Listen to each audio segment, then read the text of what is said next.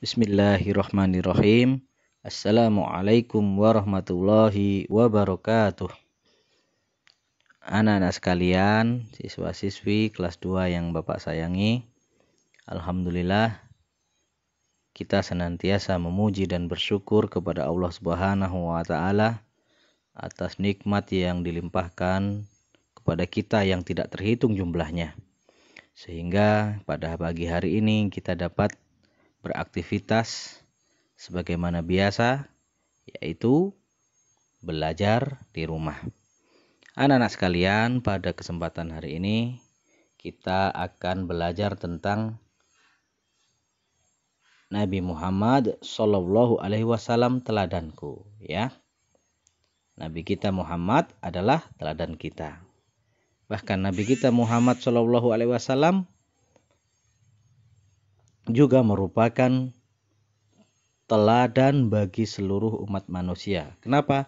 Karena beliau itu akhlaknya sempurna, akhlaknya sangat mulia, sehingga kita semua sebagai umatnya diperintahkan untuk mengikuti beliau, mengikuti akhlak beliau.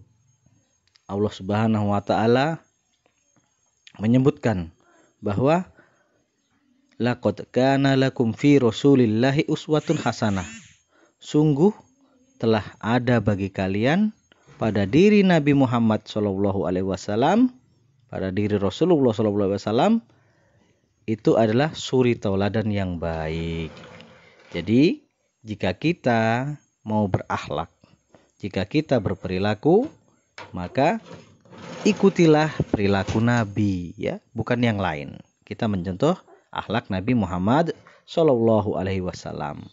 Nah, salah satu akhlak mulia yang ada pada diri beliau adalah beliau terkenal orang yang sangat jujur. Ya, Nabi Muhammad Shallallahu Alaihi Wasallam adalah orang yang paling jujur. Ya, Nabi Muhammad terkenal akan kejujurannya. Beliau tidak pernah berdusta, baik dalam hal perkataan maupun perbuatan. Tidak pernah bohong, ya. Karena kejujurannya itu, beliau digelari Al-Amin, ya. Beliau mendapat gelar Al-Amin. Artinya orang yang dapat dipercaya. Mengapa diberi gelar seperti itu? Karena beliau orangnya sangat jujur, tidak pernah berbohong, ya. Dan Rasulullah Shallallahu Alaihi Wasallam, Nabi kita ini, beliau sejak kecil terkenal ke atas akan kejujurannya. Nah, beliau sewaktu kecil pernah menggembala kambing, ya. Kemudian ketika beranjak dewasa, beliau pernah berdagang, ya, menjadi pedagang. Dan sebagai pedagang juga beliau pedagang yang sangat jujur, tidak pernah menipu. Nah, ketika diangkat menjadi Rasul, ketika umur 40 tahun, beliau juga sebagai pemimpin dikenal akan kejujurannya, tidak pernah berbohong, baik kepada teman, ya, kepada kaum muslimin, ataupun kepada lawan, ya, kepada kaum kafir Quraisy. Beliau jujur, tidak pernah menipu, ya.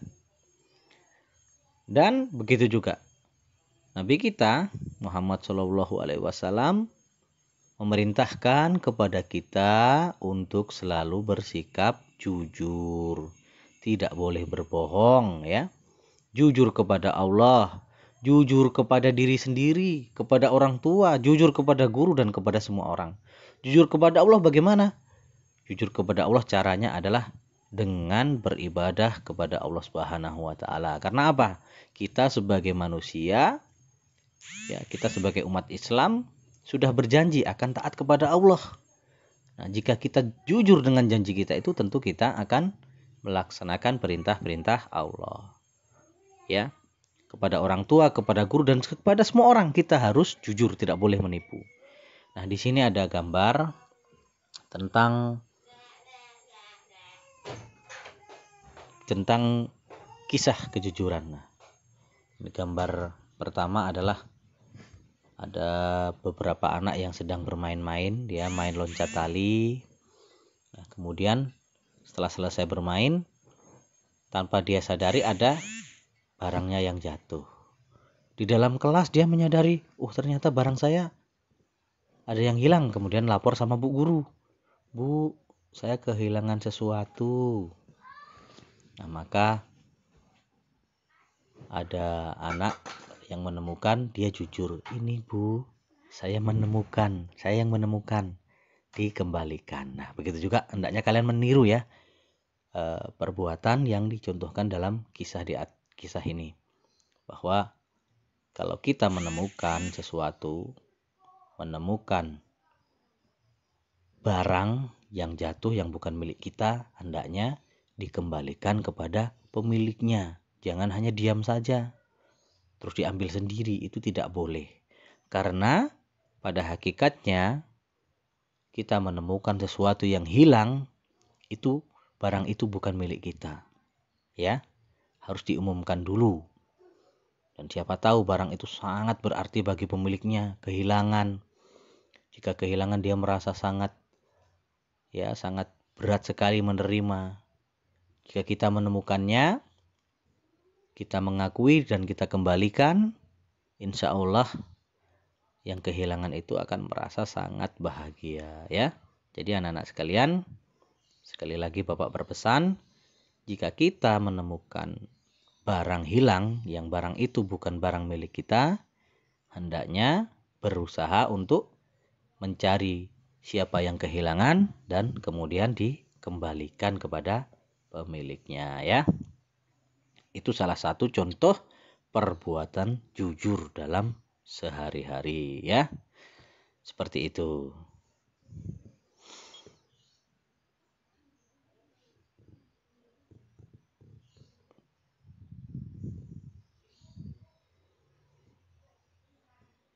Ya, juga misalnya di kelas ada benda atau pena atau pensil temannya hilang. Ya, lapor ke bu guru, "Ini Bu, saya menemukan sesuatu, menemukan pensil. Saya nggak tahu nih pemiliknya." Ya kan, nanti bisa diumumkan sama bu guru di dalam kelas. Siapa yang kehilangan pensil ya, misalnya seperti itu. Ya, kalau menemukan sesuatu yang bukan milik sendiri, hendaknya dikembalikan.